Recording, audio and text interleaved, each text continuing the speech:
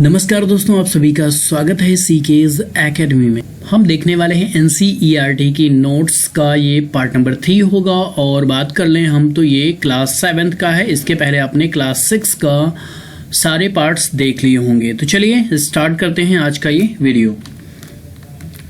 देखिए यहाँ पर सबसे पहले हम देखते हैं ये पार्ट नंबर 3 है जिसका नाम है हमारी बदलती पृथ्वी। इससे रिलेटेड जो भी इंपॉर्टेंट क्वेश्चन है परीक्षा में पूछे जा सकते हैं उन्हीं को मैंने यहाँ पे रखा है। पहला प्रश्न है, पृथ्वी के अंदर पिघला हुआ मैग्मा किस रूप में घूमता है? तो वृत्तीय रूप में घूमता है। जैसे वृत्त होता है ना, इस टाइप में ये मैग्मा घूमता है। और अब जानते हैं कि ज्वालामुखी के दौरान यही मैग्मा निकल के बाहर जो है कि ठंडा हो जाता है, ठीक है, आग्नेय चट्टान का रूप ले लेता है। जो बल पृथ्वी के आंतरिक भाग में घटित होते हैं उन्हें क्या कहते हैं? तो उन्हें अंतर्जनित बल, जिसे हम अंग्रेजी में एंडोजेनिक फोर्स भी कहते हैं। तीसरा प्रश्न है, जो बल पृथ्वी के ऊपरी सतह पर उत्पन्न होते हैं उन्हें क्या कहा जाता है? तो उन्हें बहिर्जनिक बल, जिसे हम एक्सोजेनिक फोर्स कहते हैं। तो देखिए अब यहाँ पर कहने का मतलब पृथ्वी पर दो बल लग रहे हैं, ठीक है। एक आंतरिक भाग में लगता है, उसे हम क्या कहते हैं? उसे अंतर्जनित बल कहते हैं। और जो ऊपरी सतह पर लगता है उसे हम बहिर्जनिक बल कहते हैं। चौथा प्रश्न है, भूपर्पटी के नीचे वह स्थान जहां कंपन शुरू होता है उसे क्या कहते हैं? तो उसे उद्गम केंद्र कहते हैं। भाई जैसे जब कभी भी क्या बोलते हैं, भूकंप आता है, ठीक है, अर्थक्वेक आता है, तो जहां से कंपन उत्पन्न होता है उस केंद्र को क्या कहते हैं? उद्गम केंद्र कहते हैं, ठीक है। जैसे आप सभी जानते हैं कि नदियों का उद्गम केंद्र होता है, ठीक। पांचवा प्रश्न है, भूकंपीय तरंगे कितने प्रकार की होती हैं? तो इनके 3 प्रकार हैं। देखिए PSL, ठीक है, तरंगे कितने प्रकार की हैं? PS और L, ठीक, पसल कह सकते हो, ठीक है, पसल।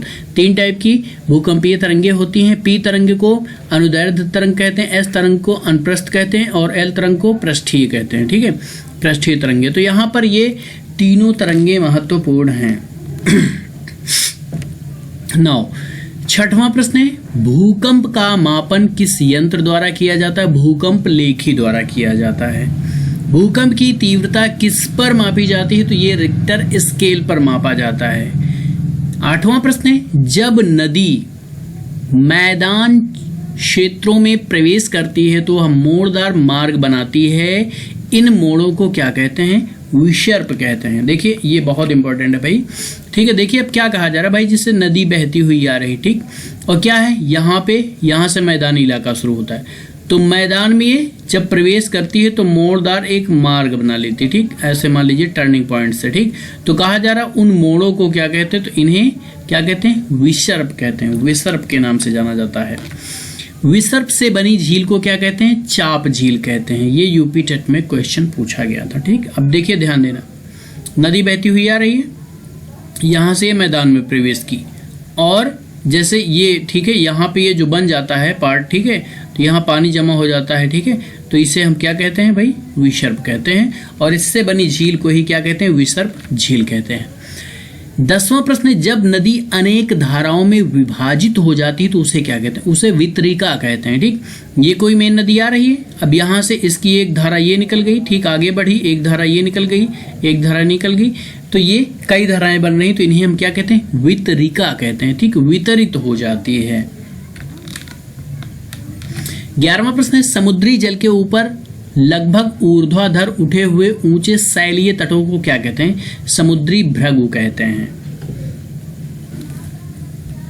12वां प्रश्न है आपका, समुद्री तरंगें किनारों पर अवसाद जमा कर किसका निर्माण करती हैं? तो ये समुद्री पुलिन का निर्माण करती हैं। समुद्री तरंगें कहां पर जमा कर? किनारों पर जमा कर, ठीक। चलिए 13वां प्रश्न है, छत्रक शैल प्रायः किन क्षेत्रों में पाए जाते हैं? तो रेगिस्तान में पाए जाते हैं। ये क्वेश्चन इंपॉर्टेंट है, ध्यान दीजिएगा, ठीक है। पूछा जा रहा है छत्रक शैल कहाँ पाए जाते हैं? तो रेगिस्तानी इलाके में पाए जाते हैं। कहाँ पर विशाल लोयस निक्षेप पाए जाते हैं? तो ये पाया जाता है चीन में। विशाल लोयस निक्षेप कहाँ? चाइना में। चाप झील कहाँ पाई जाती है? नदी घाटी में पाई जाती है, ठीक।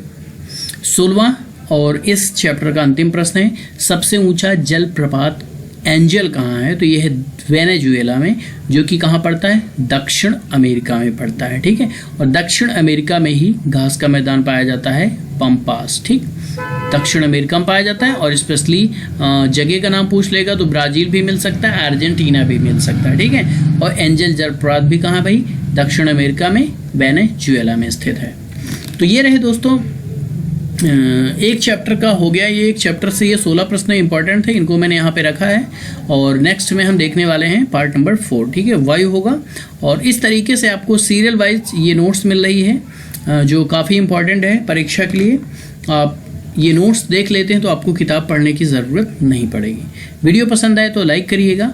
कोई भी वीडियो आपसे मिस ना हो इसके लिए आप हमारे चैनल को सब्सक्राइब कर सकते हैं। मिलते हैं नेक्स्ट वीडियो में। Thank you so much for watching.